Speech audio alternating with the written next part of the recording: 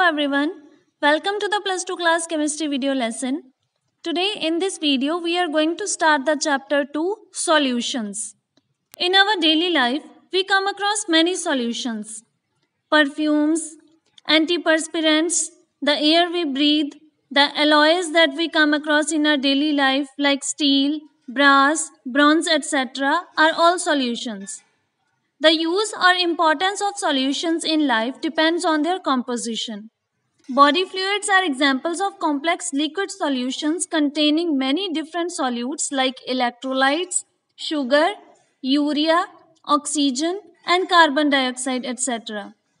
The importance of the concentration of solutions can be seen from the fact that any change in their concentration can have a significant impact on the living system.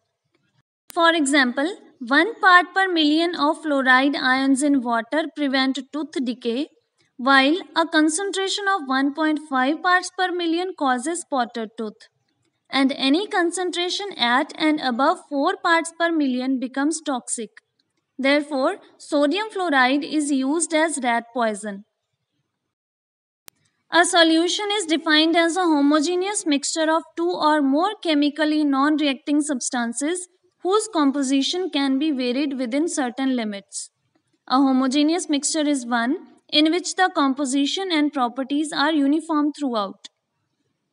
In the solution, the component that is present in smaller amount is known as the solute, and the component that is present in a larger amount is known as the solvent.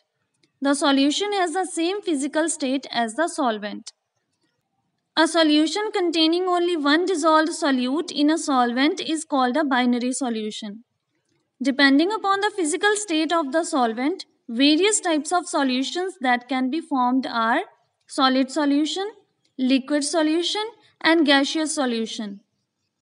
A solution in which a gas is the solvent and a gas, a liquid, or a solid is the solute is known as a gaseous solution.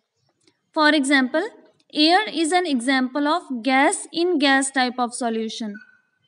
Chloroform mixed with nitrogen gas is liquid in gas type of solution, while camphor in nitrogen gas is an example of solid in gas type of solution. A solution in which a liquid is the solvent and a gas, a liquid, or a solid is the solute is known as liquid solution. For example, oxygen dissolved in water is an example of gas in liquid type of solution.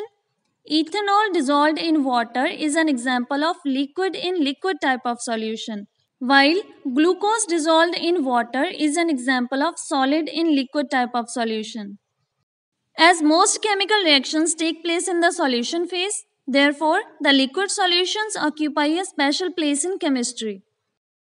A solution in which a solid is the solvent and a gas, a liquid, or a solid is the solute is called a solid solution. For example, a solution of hydrogen in palladium is an example of gas in solid type of solution. An alloy of mercury with sodium is an example of liquid in solid type of solution, while copper dissolved in gold is an example of solid in solid type of solution. Out of the various types of solutions, the most significant are those that are in the liquid phase. Therefore, in this chapter, our study will be confined to binary liquid solutions. The concentration of a solution is defined as the amount of solute present in a known amount of solvent or solution. Concentration can be expressed qualitatively as well as quantitatively.